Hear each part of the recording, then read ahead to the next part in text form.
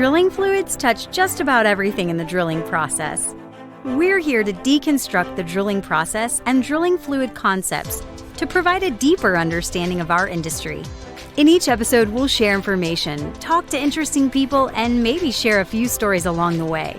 Welcome to the Flowline, a production of AES Drilling Fluids, brought to you by Matt Offenbacher and Justin Gauthier.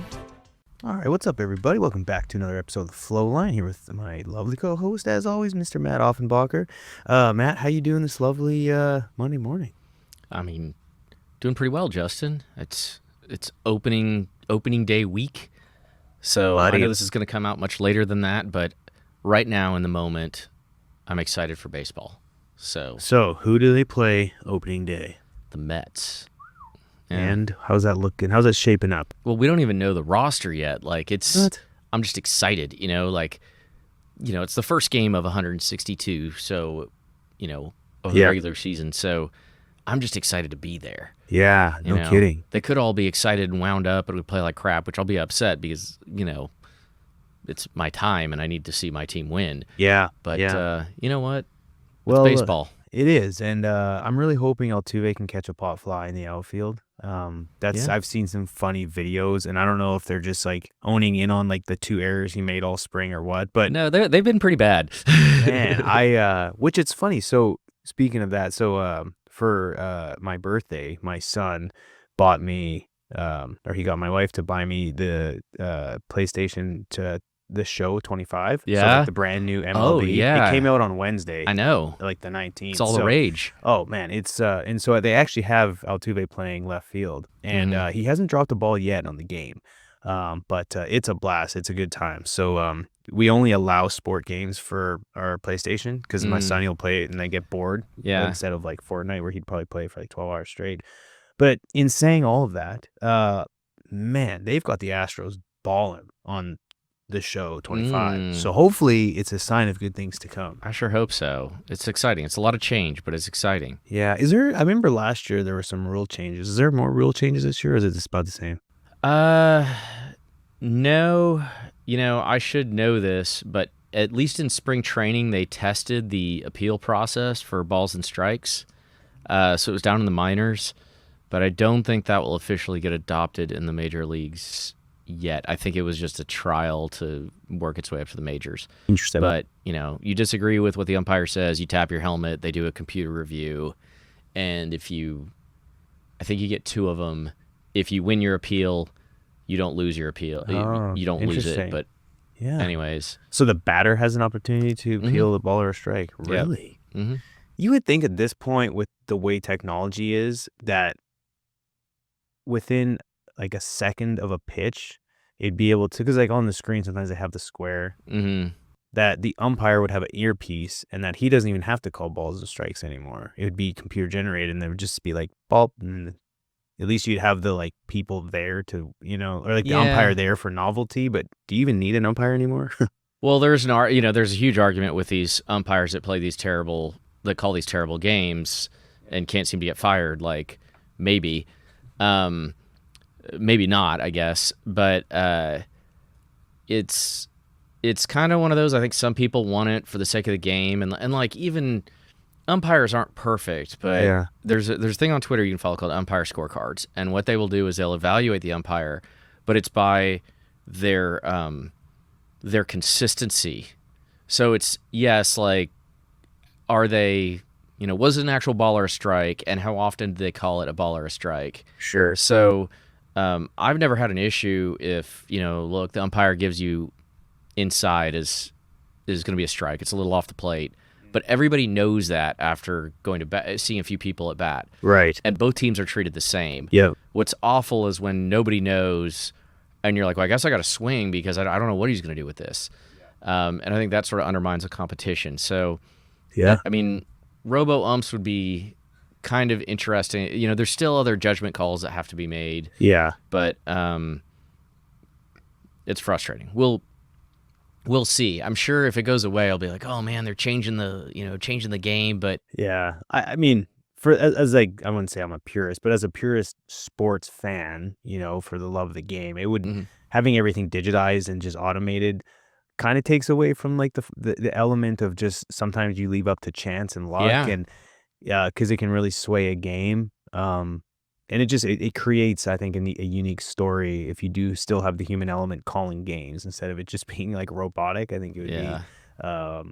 but nonetheless, it's an interesting topic. But the appeal piece for balls and strikes is kind of neat. Yeah, it'd be interesting to see how that plays out. But anyway, moving on to drilling fluids, folks. Thanks for hanging in there for a little baseball chat. As always, we're going to be getting into that good stuff here for the next few months. So be ready, or just know that you have to fast forward about 5 minutes to get to drilling fluid topics. But either way, both are fun. More importantly, for today's discussion, Matt, something we've talked about in the past, but again, I think revisiting certain topics is always important to dive a little deeper, cover some things we may not have in the first one. But today we're going to talk about corrosion, one that is important without any bit of corrosion control, considering most of the parts on a rig are metal. Having good corrosion is important, but understanding sort of the mechanisms, how things corrode, how to prevent it is extremely important. And by now, considering we've drilled tens of thousands of wells in the U.S., we have a pretty good idea on how to manage it, but it can't be overlooked. So why don't we dive into that today? What do you think? It's a good one. I mean, there's rust everywhere on a rig, and what do we do to keep from losing all our metal? Pipe is still expensive, right? We still have a lot of these conversations, and there's other ways for it to fail, but corrosion could be one of several factors that could lead it to fail earlier. Yeah. So yeah, and without a good corrosion prevention program, it could lead to some costly mistakes. But I think to get started, let's describe and to share to the audience like how stuff actually begins to corrode or rust. Yeah, so I'm going to focus on kind of the iron corrosion, which I think is mostly what we'd recognize with drill pipe and other things. We have had conversations in the past of, corrosion associated with mud motor stators or rotors, and that kind of thing. But for here, we're going to talk about how rust is made. In one I think big overlying theme that has helped me is, you hear that story of how things want to get to their most like basic energy state, like the lowest energy state. So what happens? You go dig up iron ore out of the side of a mountain, then you smelt it. You put all of this energy in, right, to organize all of the structure of steel, basically to make that steel. And right now, so then it's in this high order energy state. And all it wants to do is go back to the way it was, right? So it wants to go back to that lower level of energy. And this is the process of how steel goes back to sort of its origin. Oh, okay. So it's an interesting way to think about it. And, the other thing is you have to keep in mind that steel, a new piece of drill pipe may look perfect, but it actually has a ton of imperfections in it. And that is where we end up getting these dissimilar areas where you can have sort of a circuit. And this is, so you have an anode and a cathode. And you have to have your pipe, we're in water or some electrolyte. Iron dissolves in water at the anode. And then at the cathode, you have electrons and hydrogen gas that gets released. And then you've got oxygen, water, and electrons, these hydroxyl groups forming. Guess what? So you had your iron available. I mentioned oxygen, hydrogen. What is rust begin? FeOH2, iron hydroxide. And then, you end up with some species of iron oxide, Fe3O4 or whatever. Basically, it's this conductive path. So you've got this circuit going on. Right. And so another great helpful metaphor is when we want to control it, which we'll jump down to here in a bit, is if you can break the circuit. So sometimes I've seen people use it like a battery where, you need to turn off a switch so that cycle of electrons being released can't happen. Yeah. But yeah, so that's rust. Okay. No, that's good. That's I think, again, it's obviously something that you learn in, grade 5 chemistry perhaps, but again, unless you've sort of touched on it over the years, you tend to need to refresh the memory. So let's go into the factors that affect corrosion.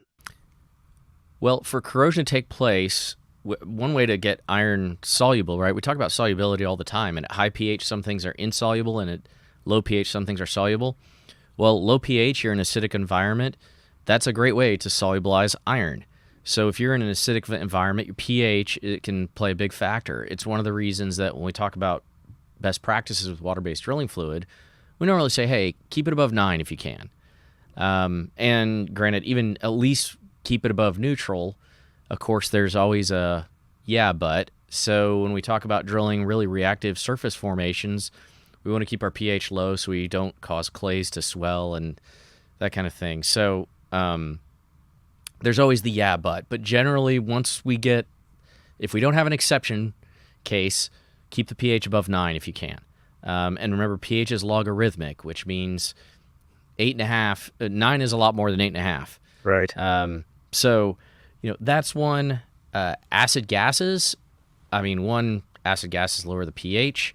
The other thing is oxygen is an acid. Oxygen is a gas. So we entrain air in our drilling fluid or allow air to get into it. And we mentioned how oxygen is part of the process there for corrosion earlier on. So one way to mitigate corrosion is to take the oxygen away. An interesting one. So I was in my homework, I was trying to look at some best practices from a few corrosion control experts, and they mentioned conductivity, right? And conductivity is important because that conductive path that facilitates corrosion. Yeah.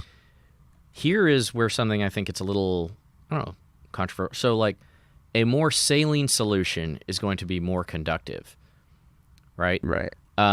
However, my general observation is most of your corrosion is when you have 3 or 4% by weight sodium chloride or something like brackish salinity. However, your fluid may be more conductive at saturation, let's say 10-pound sodium chloride, but you have way less dissolved oxygen in saturated brine. So okay, taking I see where that you're going with it. Yeah. oxygen out can actually, you may see a lower corrosion rate. So you see, yeah, there's some sweet spot there where it's the worst. Right. Interesting. Yeah. So it rolls over a little bit on how once you get to a certain point, if you are fully saturated with no dissolved oxygen, it gets bad to a point, but then it actually gets better once you kind of reach that past that point. I see. Yeah. Yeah. Interesting. I remember actually going through that battle with a customer several years ago. Well, what's so interesting to it for me is because it makes sense. You think salt water, you think rust. Yeah. And then you get to we drill a saturated brine and I don't see the problem necessarily as much. And it's well, right. But if you're drilling with 3% KCl, it's probably way worse.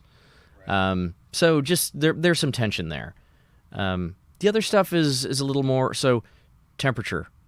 Guess what? Faster reactions, more corrosive, right? Chemical reactions happen faster at higher temperatures.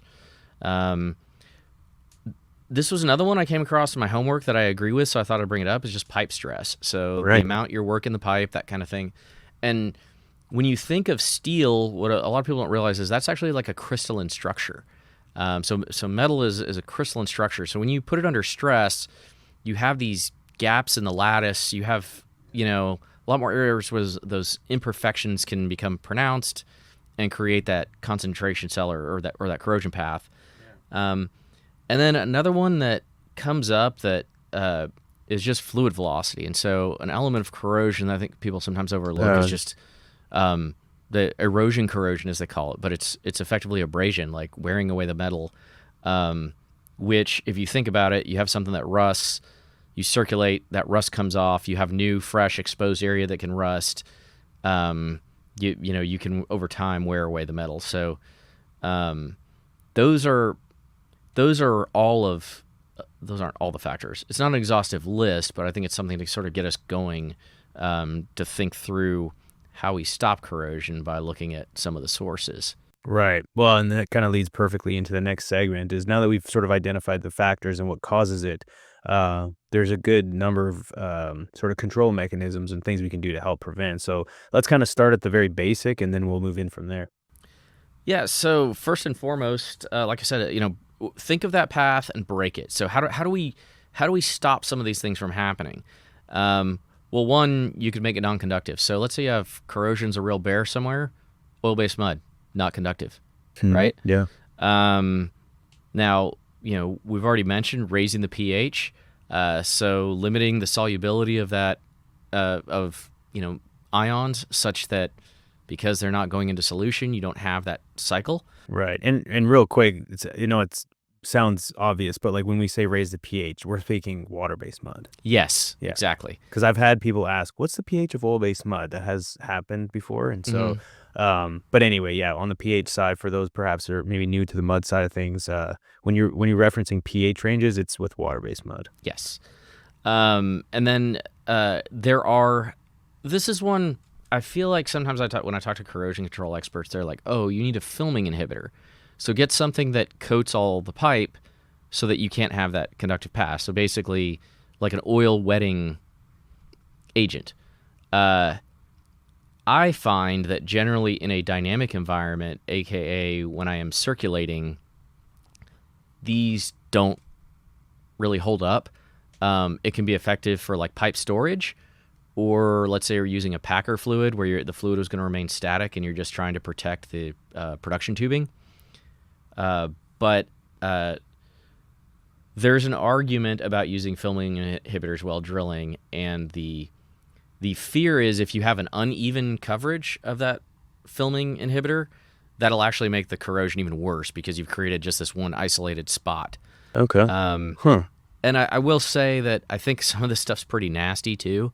And so you don't see it used very often. Okay. And then we mentioned limiting oxygen. So there's a couple of things you can do here. Harkening back to episodes we've done on defoamers, right? Just like what are all the ways that I get air in my system? Close the hopper, those kinds of things. Yeah. So keep it from getting in, and then what is getting in, you can add scavengers, and you can actually measure how much dissolved oxygen is present. Or if you're using something like ammonium bisulfite, which is a very common, cheap corrosion inhibitor, there's a kit called an excess sulfite kit. Right. And the idea is you can measure, and if you have excess sulfites at the flow line, because they react with oxygen to form sulfate, if you have sulfites available, it means you've scavenged all the oxygen, in theory, right? Because there's some remaining. So that can be another way, and I don't suggest necessarily making a lifestyle of checking those things, but if you are in an area where you're really trying to nail down your corrosion control program, I would monitor this for a while until you feel like you're in the driver's seat again. Right. So our acid gases, I think it's really obvious that we don't want like H2S around. CO2 is something we encounter a lot, and one thing we've talked about with like carbonates versus bicarbonates is sort of how to treat those things. Making sure that you aren't in that acid gas range with CO2. And then, you can scavenge CO2 as well. It's not cheap. So if it comes to it, that can also be an option for you. And then if you, once again, with sort of the carbonate environment, especially, there's risk of forming scale in your pipe. So you're in an alkaline environment, you might have some lime scale, you can have some other forms of scale that form, and those sort of create that anode cathode imperfection. When it starts to coat things and provide that uneven coating, it can sort of accelerate things and make them worse. So there are additives that will actually limit that crystal structure from forming. So you'll add them as part of your corrosion control program, and they will limit the ability for that stuff to sort of precipitate and form a structure that'll form on your pipe. So that's a very common thing that we do a lot in West Texas. Right. So you'll normally, and it'll be blended with some other additives, right? So a lot of times you'll have a mixture of it does a couple of different things. And then, a lot of times you'll have an H2S scavenger just because we encounter it a lot there. Yeah. And that H2S scavenger also does some things to control bacteria, which is my next bullet point. Okay. So bacteria has a tendency as it consumes things. One, it's going to eat all your mud additives, so you probably don't want it there. Right. But if you have some, it will have a tendency to cause your pH to drop. A lot of those biogenic processes will release either CO2 or H2S. So kill the bugs, protect your mud, keep things from getting out of hand. And then the last one, I don't know how careful we are when the pipe comes out of the hole to actually get it cleaned up. We're pulling as fast as we can. Yeah, they have. So I mean, most of the time, if you've got your strippers on the drill pipe as it's coming out. So for the most part, you'll strip the mud off of the drill pipe, but those can get worn out, and then you may have quite a bit of mud still left on there, just drying out when it's racked back.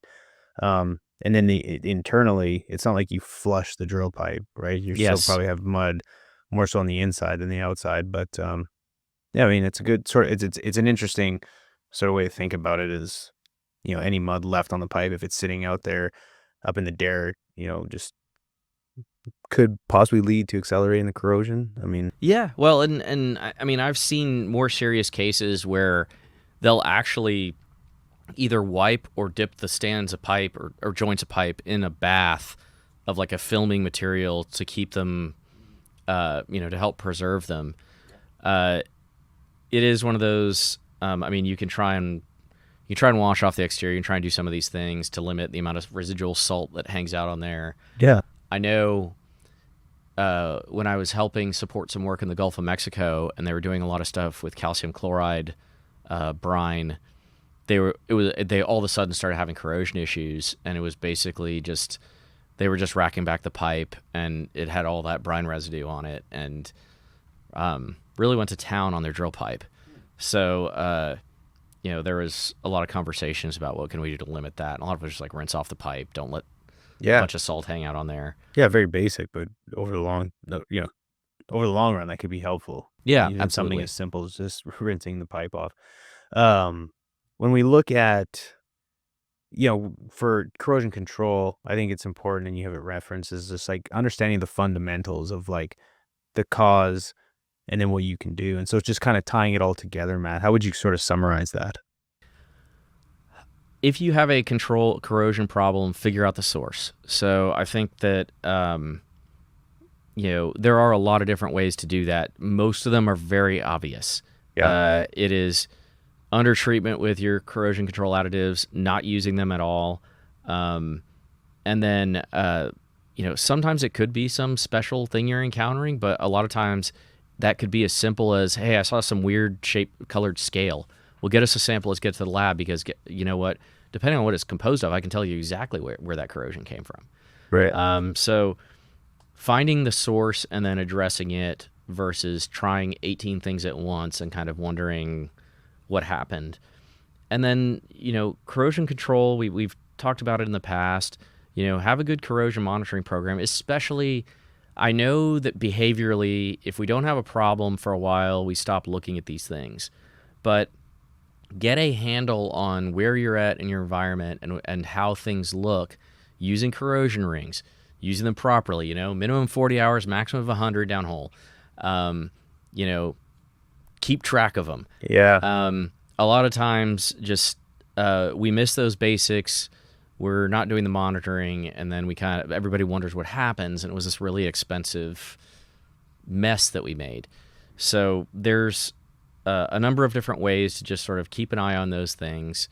Our brethren to the north, because they use calcium chloride, and it's such a serious challenge for a lot of what they do. There are probes now, the electrode probes. You can leave in the brine in a pit and have wires just going straight into the EDR, giving you real-time measurements on corrosion properties, dissolved oxygen, that sort of thing.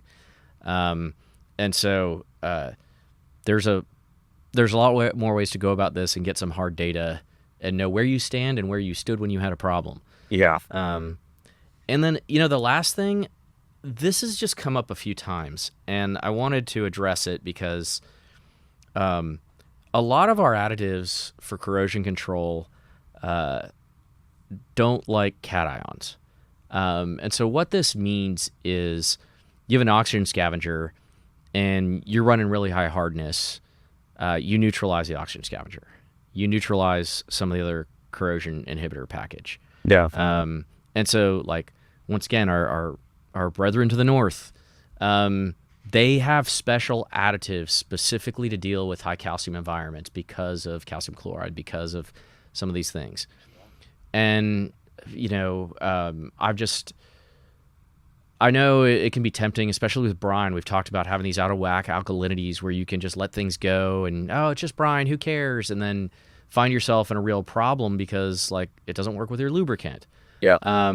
I know there are some lubricants that they say, hey, run the hardness really high. And you can do that, but you probably need to switch additives. They cost more money. People aren't going to like it, but you may, in fact, by slipping up on these things, you may be neutralizing your corrosion control program. And that may not be something that costs you on this well, but it will cost you. So I think just be mindful of those things. Is like, are my additives compatible with the fluid I'm running? Man.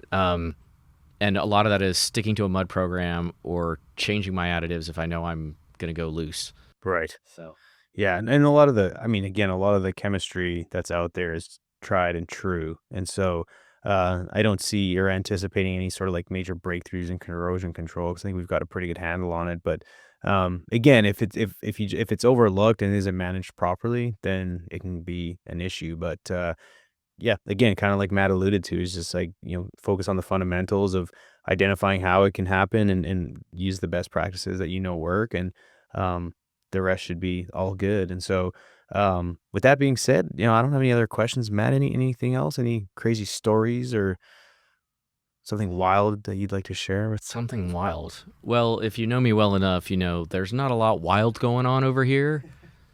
But well, hopefully you yeah. don't have a wild catastrophe with corrosion. And, No. then you're going to be in good shape. Exactly. So, well, with that said, folks, if you have any thoughts, questions, reach out to Matt or I on LinkedIn is probably the best way, or you can reach us at the Flowline podcast at aesfluids.com.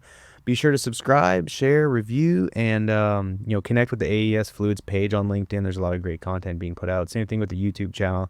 Again, we just continue to put out amazing content for more so educating than anything. And if you have any good ideas for a show, please let us know. If you have any just questions with regards to drilling fluid or drilling operations, we'd love to tackle them. And with that said, everyone, take care for now. Be safe. Cheers. Take care. Thanks for listening. Please tune in next week for another exciting episode of the Flowline. And remember, may your returns always be full and your trips always smooth. Views expressed in this program belong to participants and not their employees. The program is for informational purposes only and cannot take the place of seeking professional advice. Copyright AES Drilling Fluids.